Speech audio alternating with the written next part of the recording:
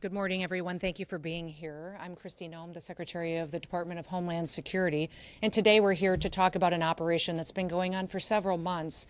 In fact, after an incident happened here in New York City that brought us to a point where we recognized that we had to work together in order to bring illegal criminal aliens to justice. Nearly 6 months ago, two criminal illegal aliens attacked an off-duty Customs and Border Protection agent and his friend while they were sitting on a rock in a park after hours enjoying the evening together. These two criminals came and attempted to rob them, and it ended up where they bravely fought back. This officer defended himself and his friend, but not before being shot in the face and in the arm by one of these criminals. Immediately after, the men and women of the Homeland Security Investigations worked with NYPD, leading to the arrest of that gunman in just 2 hours. Within 28 hours, the second assailant was arrested as well, and those individuals have been brought to justice. But those individuals would have never been in this country if they hadn't been allowed in by the Biden administration when they ignored our federal laws and allowed them to come in illegally. Now, the officer that was injured doesn't seek public attention. He wishes to remain anonymous, but he had a distinguished career and a legacy of service and continues to do so. But his life was forever altered by this heinous crime.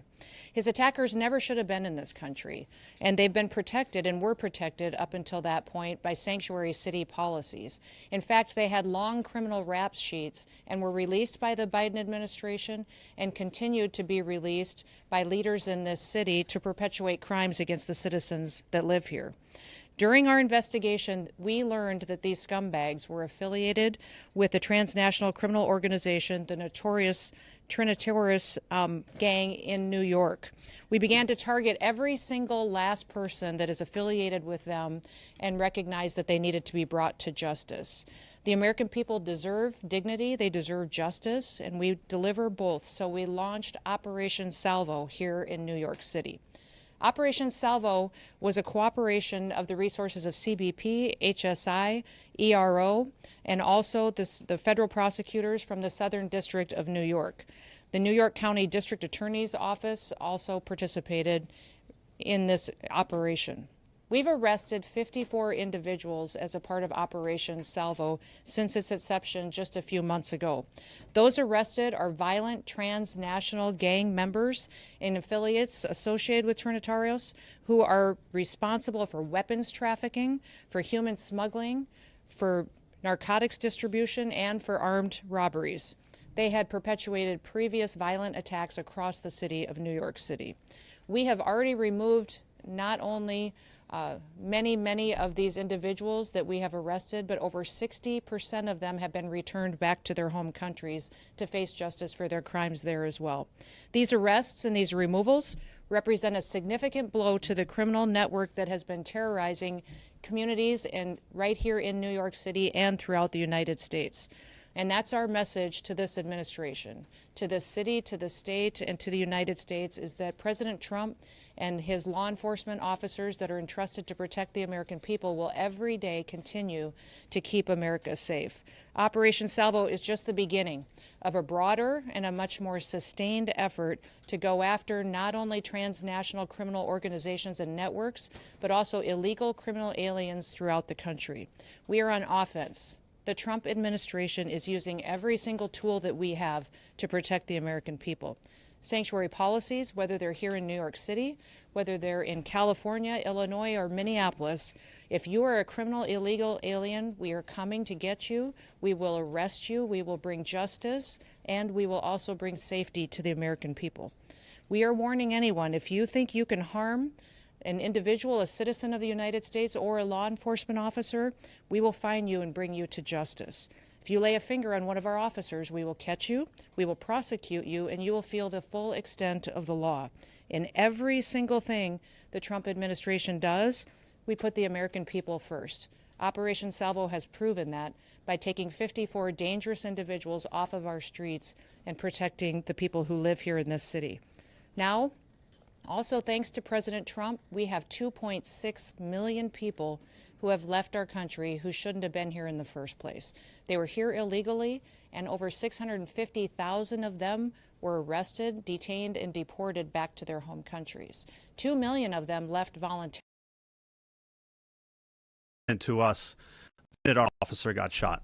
You visiting him in the hospital, checking up on him every so often was really a clear indication of your care for our officer, and really inspired us to come up with this operation. I'm sure that the success of this operation is a direct result of your care, so thank you for that. I want to get something across to you all in a clear message. New York City is a safer city because we did not allow this attack, this vicious attack on our officer, to go unanswered and unpunished. Because Operation Salvo delivered clear, real, and measured results. Now, the best thing about this operation is that it was done the way law enforcement loves to do it. Quietly, discreetly, behind the scenes, often under the cover of darkness. And what that did was it allowed our officers and agents to go out there, to conduct surveillance, to do intel gathering operations, and to arrest these individuals without any interruptions and without any impact to civilians. That's the way it's supposed to be done. And that's the way we kept New York City safe. 6 months ago, our officer was enjoying a Saturday night in the park. And when he was attacked, it was an attack on all of us. And we realized we had to restore public safety and the rule of law. Our mission is clear at CBP. Our mission is to protect the homeland, safeguard the borders, and endure economic prosperity.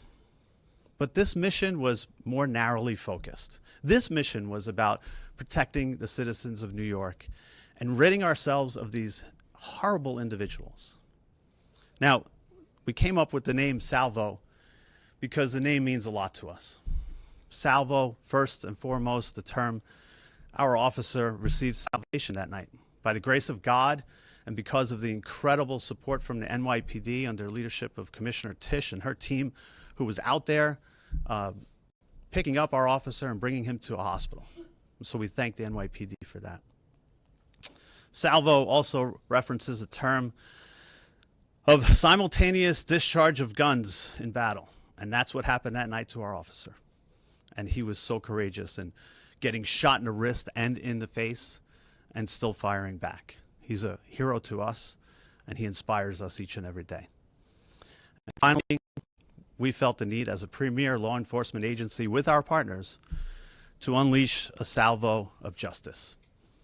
And so by using intel-driven operations, data-driven targeting capabilities that are second to none, we went after individuals who are illegally here and many who have criminal records. It was an incredible operation done by working with our partners, realizing that these individuals were affiliated to the Trinitarios gang. And when we realized that, then we did what CBP and our partners do best. Get at the root cause of the problem. Go after these transnational criminal organizations by getting at their networks. And each and every day we would pick off one or two. And with our partners, with ICE, with ERO, with HSI, we used our mapping techniques, looking at individuals with criminal records, arrest warrants, removal orders, and again, picking them off one by one. We could not have done it without them, and it was an amazing success. We looked at businesses, residences, and community hubs that were harboring these individuals.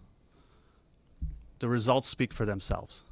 More than 50 arrests as a result of our efforts, all because of the partnership and the work that we did together. It was truly remarkable, and a sign that we will not sit on the sidelines. We will always be there to protect this city. I want to thank, first and foremost, the Secretary again, our Commissioner, our Assistant Commissioner, the Office of Field Operations, our Special Response Team operators, our task force officers, our Border Security team, our field analysis and intelligence units, under the leadership of George Pasiakos, Mike Firing, Dave Campos, and Carmine Borges, who did an incredible job of protecting the city and making sure that a Saturday night in the park is safe. Thank you, everybody, for being here. I'm now going to turn it over to ICRO Director Ken Gianallo. Thank you.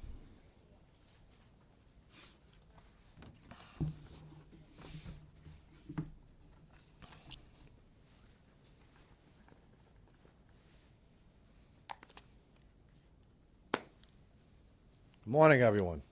How you doing? My name's Ken Gianallo.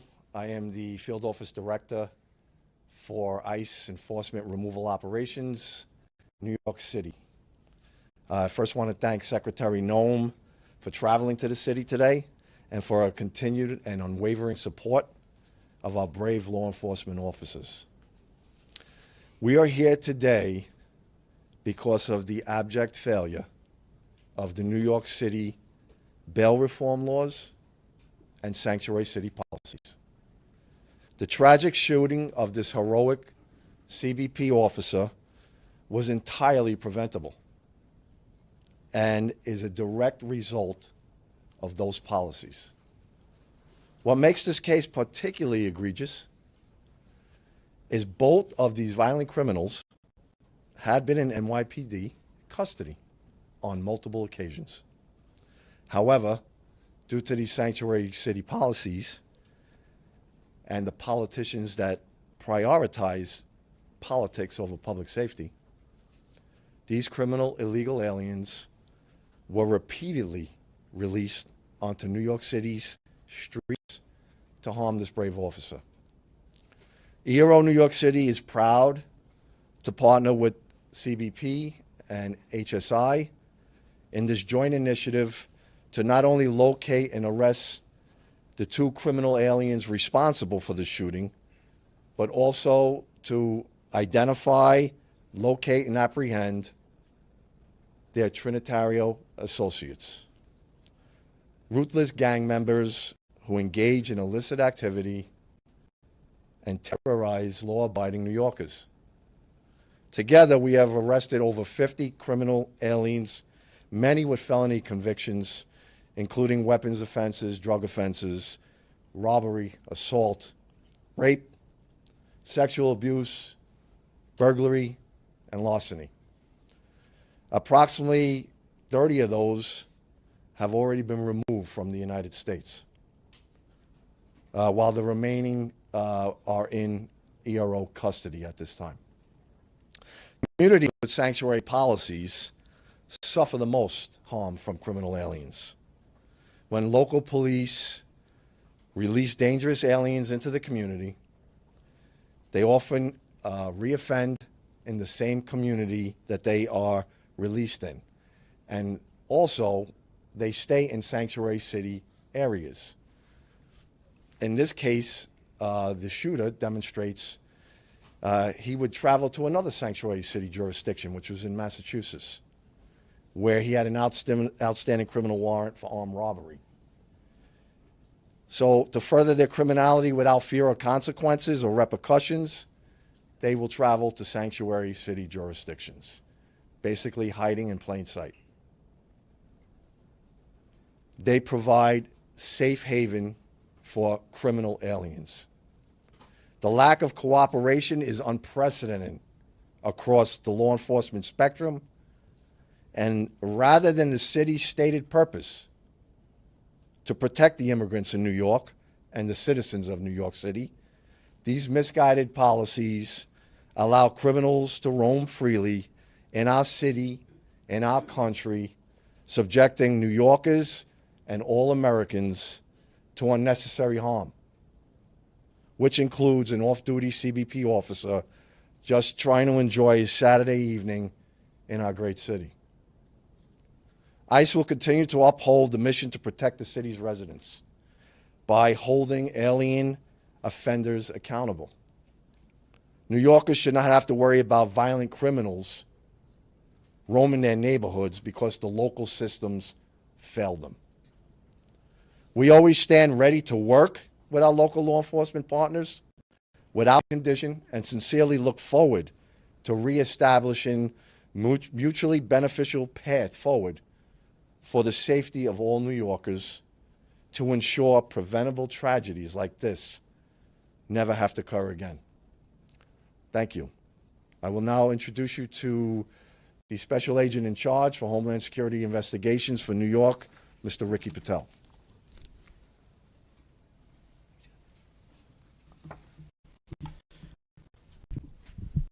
Thank you, Madam Secretary. Thank you, Frank. Thank you, Ken. Good morning. As you just heard, my name is Ricky Patel. I'm the Special Agent in Charge for Homeland Security Investigations, HSI, here in New York City. It is an honor to join my esteemed colleagues today to say, when our partners call, we answer. No hesitation, no delay. That's the commitment HSI New York brings to every threat against our law enforcement family and to our great city. From the very first moment following the July shooting of our CBP partner, HSI agents alongside local, state, and federal counterparts worked relentlessly, day and night, to track those responsible. HSI personnel, in coordination with our local partners, apprehended the accused gunman within 2 hours of the shooting. We swiftly identified his alleged accomplice, whom we arrested shortly thereafter. In the days, weeks, and months that followed, together with law enforcement, we pursued every known associate of this violent migrant gang crew. We pored over every piece of evidence, followed every lead, and made it clear an attack on one of us is an attack on all of us. Our unity is our strength, and we will never let criminals divide us. Our investigation led to the capture of individuals tied to violent transnational gangs, including associates of the Trinitarios gang that are responsible for weapons trafficking, human smuggling, narcotics distribution, armed robberies, and repeated violent attacks across the Big Apple. Their arrests deliver a major blow to criminal networks that have preyed on our New York City neighborhoods for far too long. This was only possible because of the unwielding and unwavering collaboration between DHS partners and those from the Southern District of New York, the Manhattan District's Attorney's Office, and the law enforcement partners from all levels. Investigative methods and interviews were conducted. We identified additional conspirators and expanded our reach. I am proud to say that the main targets and dozens of their associates have been taken off of our streets. But our work isn't finished.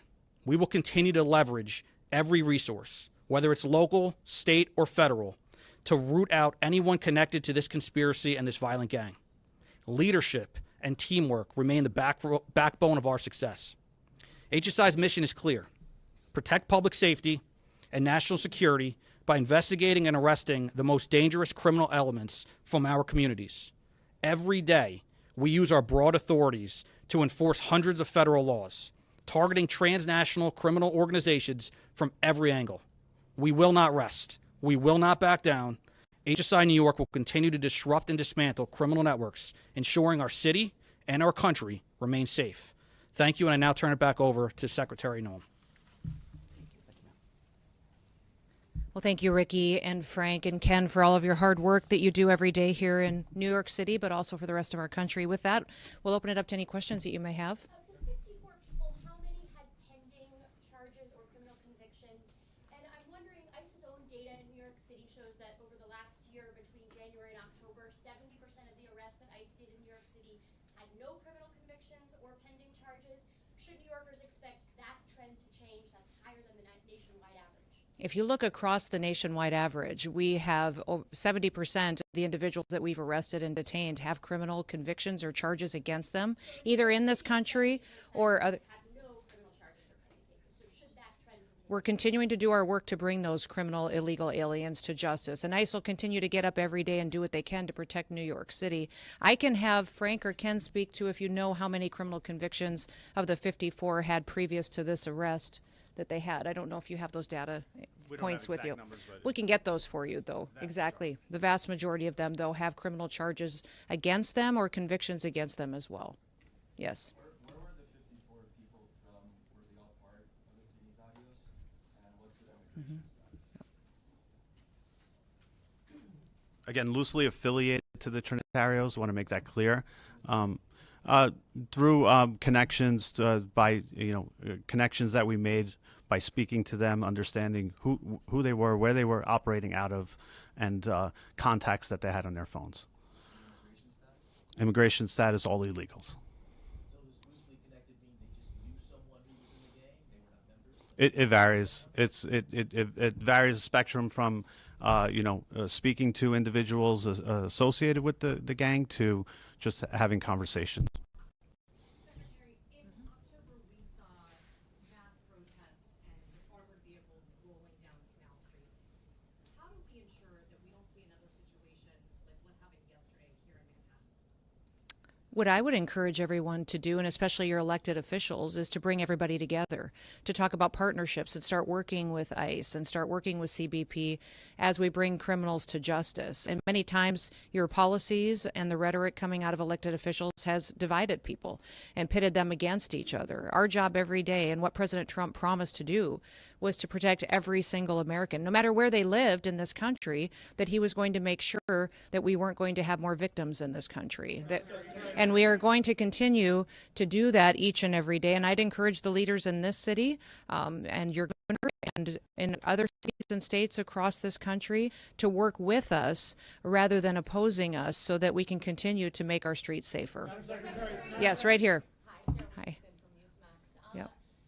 This is not the only example, the one that you bring up today, of officers being attacked by alleged gang members in New York City. We also had those officers who were attacked in Times Square back in May.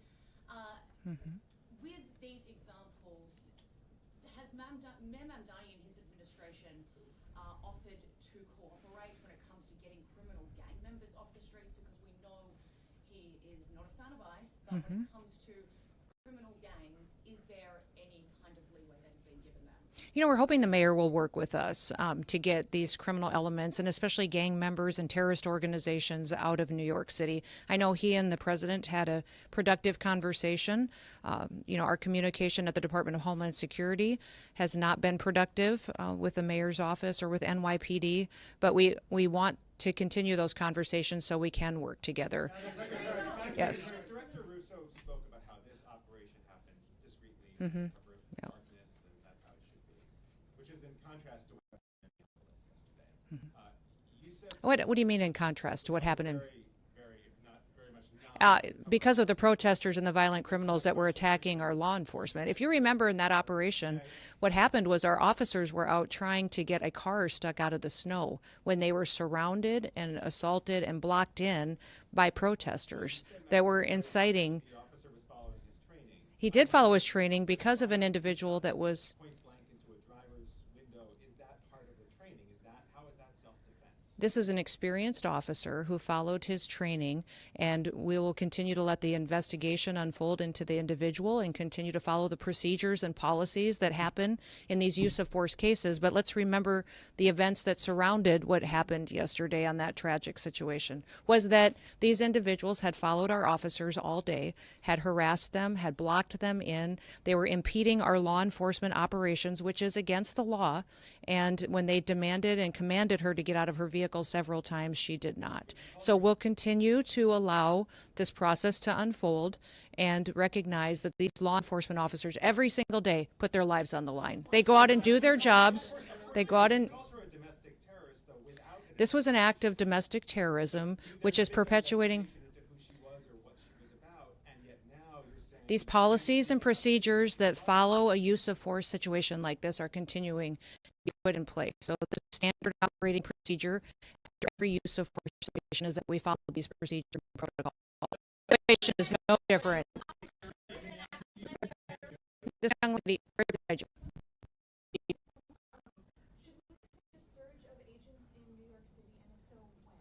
I would say that President Trump and his administration are focused on protecting people. So we will never telegraph exactly the numbers and operations that we have and where we will be focused on. But I think that when you see violent criminals that are taking advantage of American citizens and putting their lives in jeopardy, our law enforcement officers at DHS will always show up. Yes. I'll come back. Go ahead. Secretary, the officer involved in the shooting yesterday, has he been suspended or is he still in the field? The officer went to the hospital. He was hit by the vehicle, went to the hospital and received treatment, was released, and is spending time with his family now. Yes, sir? Yes. In Minneapolis yesterday, you said the surge there would continue. You didn't directly say whether we can expect an ICE surge for civil deportation enforcement. Can you explain what a surge is? I won't describe in detail our law enforcement operations that we have. It's just puts our officers' lives in jeopardy, but they will be there enforcing the laws of this country and upholding the public safety needs that have to happen when it comes to enforcing federal law. So will this be just Homeland Security Investigations? You know, we've got thousands of officers there, and I'm not opposed to sending more if necessary to keep people safe. Back up here. Secretary, can you talk a little bit about the experience of the officer and some of his background? How much training did he have? How much training in these types of situations did he have, even if he's from the region? Yeah, I'm not going to get specific to this officer, but he's an experienced officer that has served a number of years, and we recognize that he acted according to his training, and we have expect that all the policies and procedures of review will be exactly that he acted appropriately to protect his life and the life of his colleagues and fellow law enforcement officers that were there and people that were surrounding. Yes. I'd like to get your reaction on some of the rhetoric. Mayor Mamdani responded to the shooting yesterday, saying that this is only the latest horror in a year full of cruelty. He called it an attack on us all, that New York stands with immigrants today and every day. Also, council members last night at the protest called this fascism. The New York City's public advocate, Jumaane Williams, said that your administration is, quote, doing the devil's work, and he asked New York City to stand up and show up, quote, it's going to be difficult and there are going to be casualties. And the last comment that was made last night at the protest was from New York State Representative Alex Boros, also a Democrat. Quote, not only was the ICE agent's hand on the gun, but Secretary Noem's hand was on the gun. President Trump's hand was on the gun. What is your response to New York Democratic leaders, those particular comments, and the protesters that are outside? I would say those comments are why we're standing where we are today. That kind of language and that kind of provocative talk, inciting people to take action and perpetuate violence in some cases, is unacceptable, and especially of elected leaders. We have a responsibility to state the facts, to go out and enforce the law. Your mayor just said in that statement that he was going to stand with illegal people who have broken our law before he's going to put New York City citizens first. His job and why he was elected was to protect the people who live here, that had the opportunity to vote for him and have the opportunity to live in this city. They pay their taxes, they go to work every day, and instead the mayor in that statement chose to stand with illegals instead of those individuals who just want the chance to raise their families in New York City and have a part of the American dream. Yes. 2 minutes ago, the head of Minnesota State Investigations Agency said that they have been cut out of the investigation into the fatal shooting in Minneapolis.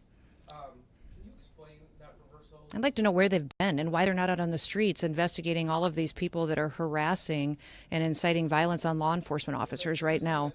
They're allowing the situation to be volatile. They're not doing their work. They haven't for years, and maybe they should get to work a little bit on the unprecedented fraud that we've seen in Minnesota and in Minneapolis by people that stole from American citizens and diverted funds away from vulnerable people and programs and services that they needed and put it into their own pockets. Minnesota is a train wreck. It is corrupt, and it was under the leadership of Governor Walz and this mayor that they allowed it to happen, and they let criminals and illegals and people abuse programs and steal the money, and now they're allowing violence to go forward on the streets as well.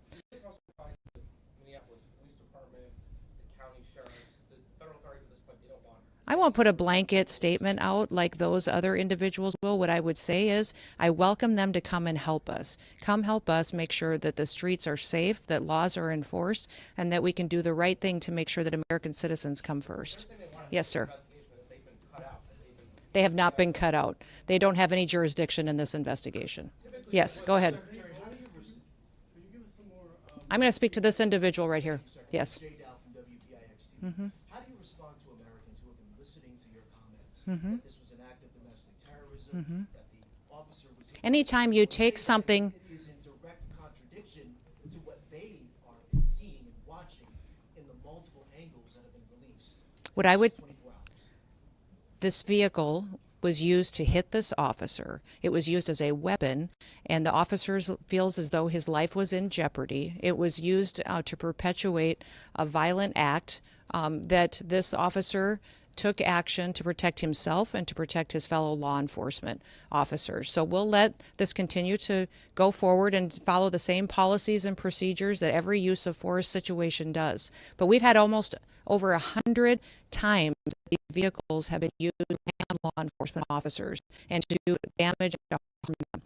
When you take an action, use a weapon to harm someone, to incite violence against them, and try to cause them injury or death, it needs to be told exactly what it was. Do you believe the use of force in this instance was commensurate with the actions of that vehicle and the driver?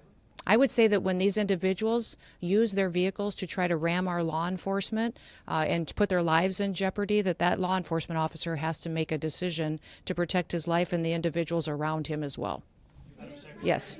What did you make of Tom Homan's comments yesterday that we should wait for an investigation before determining, as you have, that in this incident it was self-defense and that he felt that his life was in danger?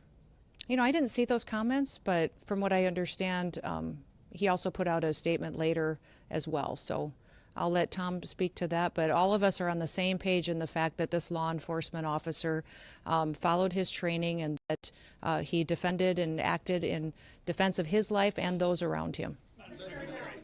Yes. Darla Miles, ABC 7 New York. Two quick questions. First, you said these protesters had been following the ICE agents. Do you have a little bit more of a timeline and can you share with us some of those other initial encounters prior to the fatal shooting? And then secondly, can you speak to the closure of the ICE office at Rikers by Mayor Mamdani? There will be more details coming out as this goes forward in the coming days, and I'll talk more about that closure in the future. Is there anything Yep. else? So can you say if there was how many times that if they had been threatened, like how many other times they? It had been ongoing throughout the day. Yes. Thank you, Madam Secretary. Whatever happened in Minneapolis, a mother of three is dead, an American citizen. Do you have a message for her family today? Yes, absolutely. And I reiterated this yesterday when I had my press conference in Minneapolis. I asked everybody not to just pray for the officer, but also pray for the deceased family and her loved ones as well. It was a tragic situation that I hope we never see happen again. That's why I'm encouraging all elected leaders to work together so that we can be cooperative in getting dangerous criminals off of our streets. Do you feel like that you go in with a lot of publicity about these operations? Do you feel like that needs to be revisited so that maybe you go in a little more covertly, or do you need to change the approach at all? I would say that we have all different kinds of law enforcement operations ongoing with the department at all times. We don't telegraph what they are, the details or specifics, or where we're going to be operating. I would say that there's different tactics utilized for what's appropriate for the situation and the criminal activity we see in a city. Last question? The details of grenade goods, harassment of ICE officers early in the day, were any of those details shared with you? Because apparently it wasn't just that one incident, it was earlier in the day as well. Yes, it was, and that will be a part of some of the details that we will be sharing in the future. Thank you. Thank you all for being here, and I appreciate you focusing on this operation and the 54 criminals that we have gotten off the streets because of the work of this team behind me. We thank all of them for their service and recognize that, again, I'll remind you, tomorrow is Law Enforcement Day. Please take the time to thank a law enforcement officer who's out there keeping us and our family safe. Have a wonderful day.